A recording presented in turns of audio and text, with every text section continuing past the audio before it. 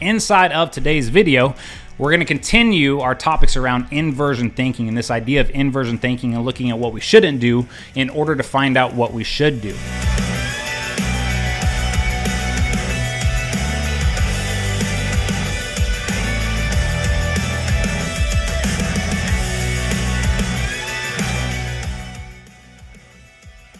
And today's topic discussion is just keep taking advice from poor people that have never done what you're trying to do, okay? Or they don't even have to be poor. They can just be people that have never done what you're trying to do. Now, when I think about a lot of you that are listening to this video and, where you're growing up at, if you grew up in a small town like I did, I grew up in a town called Tribune, Kansas. It was a 900-person town, and everybody knew everybody there, right? Just like your hometown, most likely. And the thing is, though, is that people were raised and conditioned in those small towns, or at least I was, to really value the opinion of everybody else around you. And again, I get why. These are people that you see on a day-to-day basis. And the problem is, though, is that when we're constantly looking for other people to give us their opinions, or we're looking for advice from people that have never done what we're trying to do, or have never went out and made the amount of money that we're trying to make, you're inevitably just shooting yourself in the foot. And here's why. What it takes to make $100,000 in your life and on an annual basis is completely different than what it takes to make $500,000. What it takes to make $1 million is completely different than what it takes to make $500,000. What it takes to make $5 million is completely different than what it takes to make $1 million. Okay, and now how many people in my small town community of Tribune, Kansas, make $1 million a year or $5 million a year? Yeah, well, it's probably zero, right? It's not. If it is, it's maybe one or two people there, and I don't even know who they are.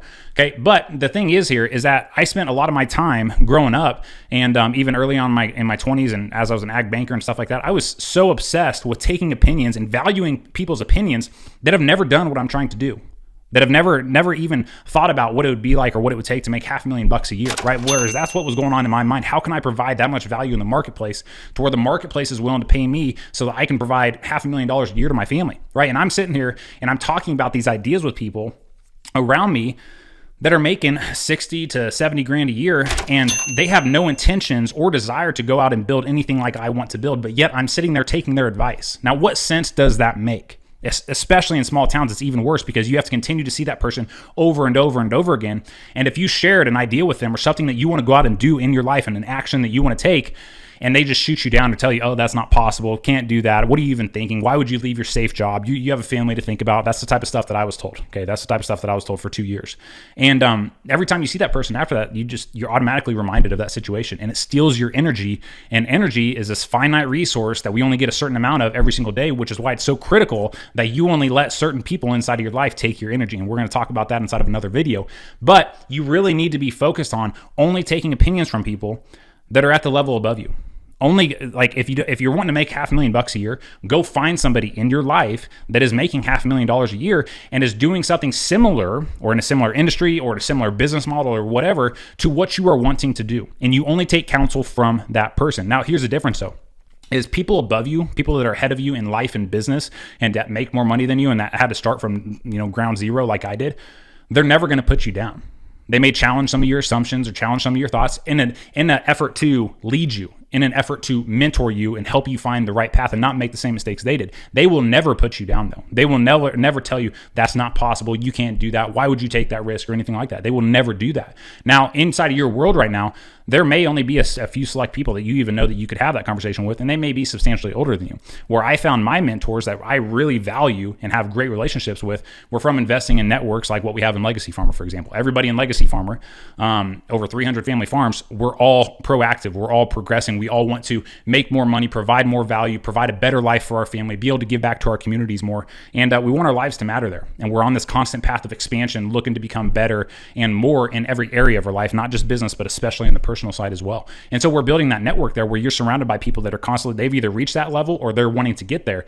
And what's great about that is nobody in that group is going to put anybody down. And so what I had to do was I had to invest in my own type of networks and create relationships with people that were going to mentor me and that were making the amount of money that I wanted to make. Because again, it's like I talked about earlier in the video, what it takes to make $500,000 a year is a lot different than what it takes to make $100,000, right? So I wanted to find somebody that was making $500,000 a year, and how could they lead me, and what things did they do to get to that level, and how could I repeat that or learn from their mistakes so I could get there faster and progress more, right?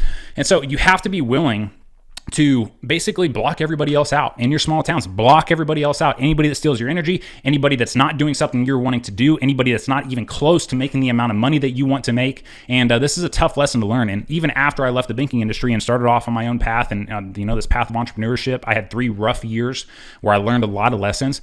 But it took time for me to quit valuing the opinions of my family or my parents or people I knew in my hometown or whatever.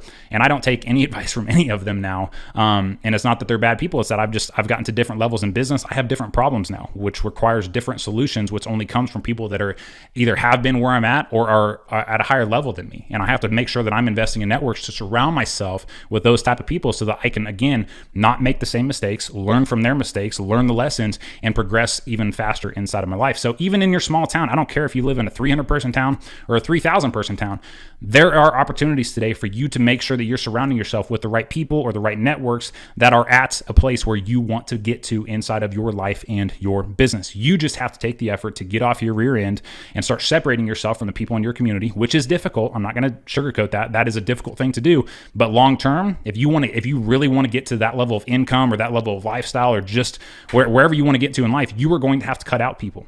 You're going to have to stop taking opinions from people in your small town that are not doing what you're trying to do. And that's very difficult, but it's a requirement. And I will tell you from personal experience, it's a great gift too. It is such a great gift too, because as you continue to level up, as you continue to surround yourself with new people, you're going to actually put yourself in a position where you can give back more to your community. You can really help people and pull people up with you, and people that see what you're doing. And now all of a sudden they want to figure out how, so-and-so did this. How can I do that? Right. And then now you're in the position where you can really help them because you went up multiple levels from where they were at. And now you're able to help bring them up if they really want that. So it's a really good thing. It's difficult when you're doing it and you got to do the breakup, but it's so valuable long-term. And it's going to help you get to where you want to be a lot faster. So my friend, that concludes today's video. Hope you found it valuable, and we'll catch you in the next one.